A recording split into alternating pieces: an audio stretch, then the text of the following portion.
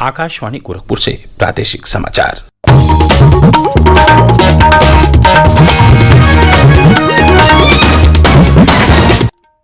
नमस्कार, समाचार बुलेटिन के साथ मैं वेद प्रकाश पाठक। पहले मुख्य समाचार। केंद्र ने राज्यों से कहा, कोरोना रोगियों की बढ़ती संख्या से निपटने के लिए योजना बनाकर कोविड अस्पतालों की संख्या बढ़ाएं। प्रदेश सरकार ने कोविड मरीजों की बढ़ती संख्या को देखते हुए 10 ऑक्सीजन संयंत्र लगाने का लिया निर्णय। राज्य सरकार सभी जरूरतमंदों को उपलब्ध कराएगी राशन और भरण पोषण भत्ता। और त्रिस्तरीय पंचायत चुनाव के दूसरे चरण के लिए कल राज्य के 20 जिलों में सुबह 7 बजे से शाम 6 बजे तक होगा मतदान। कोविड मरीजों की संख्या फिर से बढ़ रही है। श्रोताओं से अपील है कि कोई भी कोताही न बरतें, सुरक्षा के सभी उपायों का पालन करें और 45 वर्ष से अधिक आयु के सभी लोग निसंकोच टीका लगवाएं। सुरक्षित रहें और 3 आसान उपायों का पालन करें। मास्क पहनें, 2 गज दूरी है जरूरी, सुरक्षित दूरी बनाए रखें, हाथ और मुंह साफ रखें। अब समाचार विस्तार से। प्रधानमंत्री नरेंद्र मोदी ने कहा है कि भारत ने एकजुट होकर पिछले वर्ष कोरोना को हराया है और हम इसे फिर हरा सकते हैं। कल शाम कोविड महामारी से निपटने की तैयारियों की समीक्षा बैठक की अध्यक्षता करते हुए श्री मोदी ने कहा कि प्रयासों में तेज गति और बेहतर समन्वय की जरूरत है।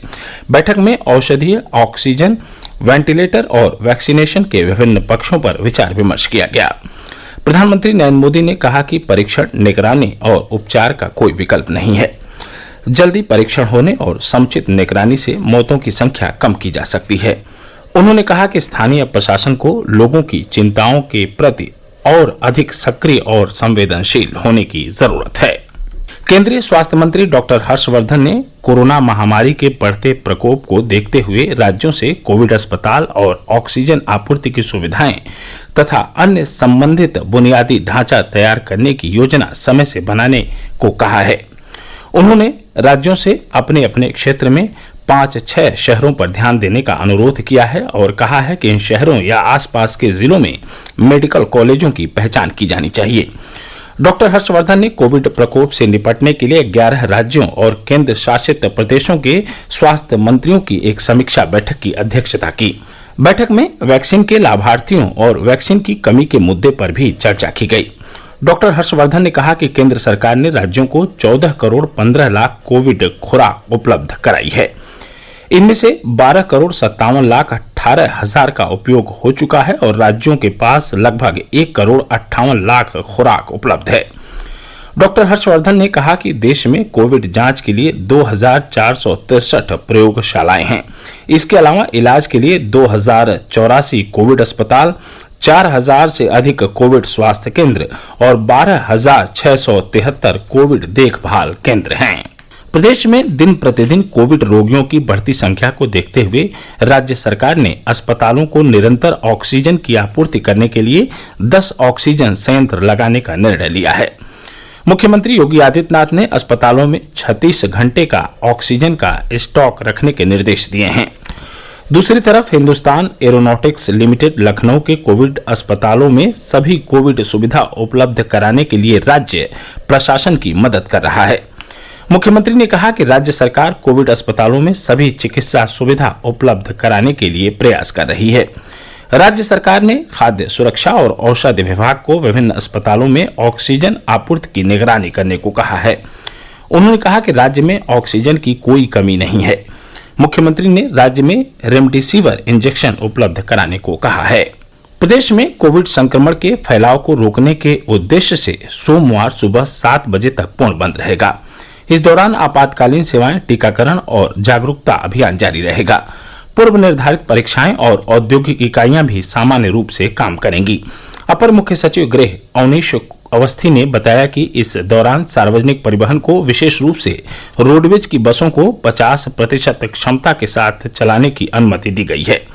वहीं शादी समारोह, बंद स्थानों में 50 लोगों एवं खुले स्थानों पर 100 लोगों के प्रतिबंध के साथ मास्क, सामाजिक दूरी और सैनिटाइजर का उपयोग करते हुए हो सकेंगी।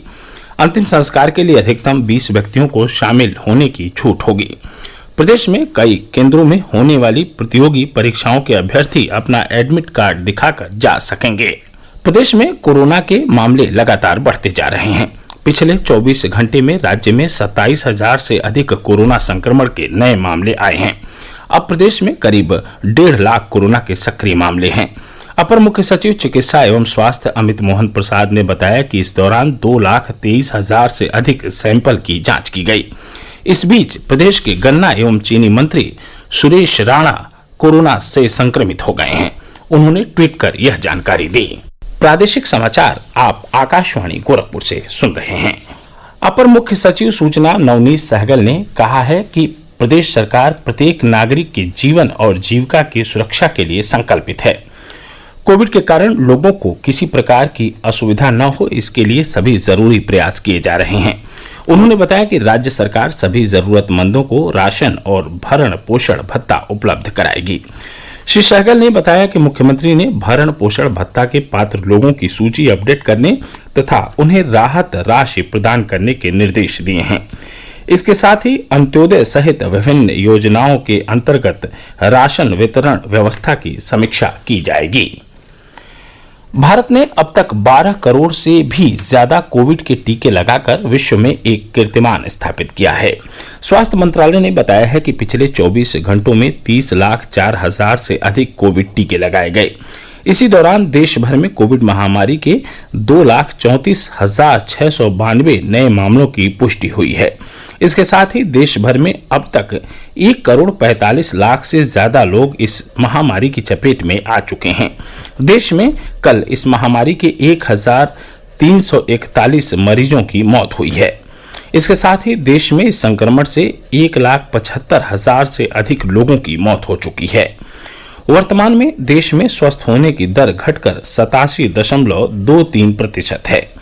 मंत्रालय ने बताया कि पिछले 24 घंटों में 1,23,000 से अधिक लोग स्वस्थ हुए हैं। इसने बताया है कि अब तक इस संक्रमण से कुल 1,26,00,000 से अधिक रोगी ठीक हो चुके हैं। देश में इस समय 16,89,000 से अधिक लोगों का उपचार चल रहा है, जो कुल संक्रमित मामलों का 11.56% है। प्रदेश में त्रिस्तरीय पंचायत चुनाव के दूसरे चरण का चुनाव प्रचार कल शाम समाप्त हो गया। राज्य के 20 जिलों में दूसरे चरण के लिए कल मतदान होगा। मतदान सुबह 7 बजे से शाम 6 बजे तक चलेगा। इस चरण में जिन जनपदों में चुनाव होना है वे हैं मुजफ्फरनगर, बागपत, गौतम बुद्ध नगर, बिजनौर, अमरोहा, बदायूं, एटा, मैनपुरी, कन्नौज, इटावा, ललितपुर, चित्रकूट, प्रतापगढ़, लखनऊ, लखीमपुर खीरी, सुल्तानपुर, गोंडा, महाराजगंज, वाराणसी और आजमगढ़। प्रधानमंत्री नरेंद्र मोदी ने कोविड-19 महामारी के बढ़ते प्रकोप को देखते हुए कुंभ स्नान को प्रतीकात्मक रखने की अपील की है। प्रधानमंत्री ने स्वामी अवधेशानंद गिरी से फोन पर बातचीत की और उनसे अनुरोध किया कि 2 शाही स्नान पहले ही संपन्न होने को देखते हुए कुंभ के उत्सव को केवल प्रतीकात्मक रूप से मनाया जाना चाहिए। उन्होंने कहा कि इससे महामारी के खिलाफ संघर्ष को बल मिलेगा। श्री मोदी ने कोविड से संक्रमित संतों के स्वास्थ्य के बारे में भी पूछताछ की और प्रशासन के साथ सहयोग करने के लिए संतों का आभार व्यक्त किया। इस बीच महामंडलेश्वर स्वामी अवधेशानंद गिरी ने लोगों से अपील की है कि वे कोविड दिशा निर्देशों का पालन करें और बड़ी संख्या में कुंभ स्नान के लिए न आएं। उन्होंने कहा कि वे प्रधानमंत्री की अपील का सम्मान करते हैं। कोरोना के बढ़ते संक्रमण को देखते हुए मिर्जापुर स्थित प्रसिद्ध शक्तिपीठ विंध्याचल मंदिर को श्रद्धालुओं के लिए बंद कर दिया गया है। नवरात्रों के दौरान चल रहे मेले को भी रद्द कर दिया गया है। मंदिर प्रशासन ने नवरात्रों के दौरान दूर दराज से आने वाले श्रद्धालुओं को दर्शन पूजन के लिए न आने की अपील की है। उधर भगवान बुद्ध की महापरिनिर्वाण स्थली कुशीनगर में भारतीय पुरातत्व सर्वेक्षण विभाग द्वारा संरक्षित महापरिनिर्वाण मंदिर, माथा कुंवर मंदिर व रामाभार स्तूप को आगामी 15 मई तक बंद कर दिया गया है। और अंत में इस बुलेटिन के प्रमुख समाचार एक बार फिर से सुन लीजिए। केंद्र ने राज्यों से कहा, कोरोना रोगियों की बढ़ती संख्या से निपटने के लिए योजना बनाकर कोविड अस्पतालों की संख्या बढ़ाएं। प्रदेश सरकार ने कोविड मरीजों की बढ़ती संख्या को देखते हुए 10 ऑक्सीजन संयंत्र लगाने का लिया निर्णय। राज्य सरकार सभी जरूरतमंदों को उपलब्ध कराएगी राशन और भरण पोषण भत्ता। और त्रिस्तरीय पंचायत चुनाव के दूसरे चरण के लिए कल राज्य के 20 जिलों में सुबह 7 बजे से शाम 6 बजे तक होगा मतदान। इसी के साथ प्रादेशिक समाचारों का बुलेटिन यहीं संपन्न हुआ। नमस्कार।